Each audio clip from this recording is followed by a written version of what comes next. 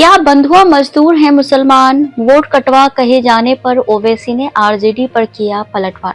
बिहार विधानसभा चुनाव में एनडीए ने ऐतिहासिक जीत दर्ज की है। वहीं असदुद्दीन ओवैसी की पार्टी एआईएमआईएम ने सीमांचल में चौंकाते 5 सीटों पर जीत दर्ज की है। वहीं विपक्ष द्वारा ओवैसी को वोट कटवा कहे जाने पर उन्होंने राजद को खूब फटकार लगाई है। दरअसल विपक्ष द्वारा ओवैसी को वोट कटवा कहे जाने पर उन्होंने आरोप लगाया कि महागठबंधन खुद कई सीटों पर आपस में लड़ता रहा। उन्होंने लोकसभा चुनाव का उदाहरण देते हुए कहा कि हम 540 सीटों में कितनी लड़ते हैं। 2004 से अब तक राजद ने सरकार बनाई, हमको घर में बैठ जाना चाहिए क्योंकि लोग मुझ पर आरोप न लगाते।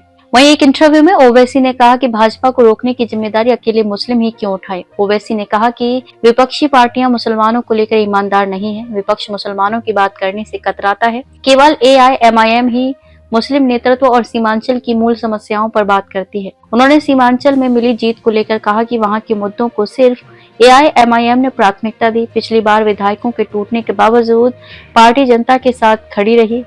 हमने बताया कि सीमांचल क्यों पिछड़ा है, स्थानीय भ्रष्टाचार क्या है। दूसरे नेता सिर्फ भविष्यवाणी कर रहे थे।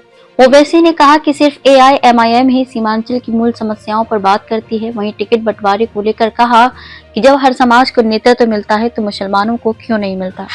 बिहार में 15% मुसलमान हैं, फिर भी लॉलीपॉप की तरह टिकट बांटे जाते हैं। महागठबंधन पर किया वार। ओवैसी ने बिहार में राजद द्वारा एआईएमआईएम को महागठबंधन में शामिल नहीं होने पर राजद पर तीखा वार किया। उन्होंने कहा कि आरजेडी कहती है कि वे हमारे साथ आएंगे तो हिंदू वोट नहीं मिलेंगे। अब क्या मिल गया? मुसलमान क्या बंधुआ मजदूर हैं? क्या सिर्फ वो हम हैं जिन पर बीजेपी को रोकने का जिम्मा है? सॉफ्ट हो या हार्ड, हिंदुत्व एक ही है।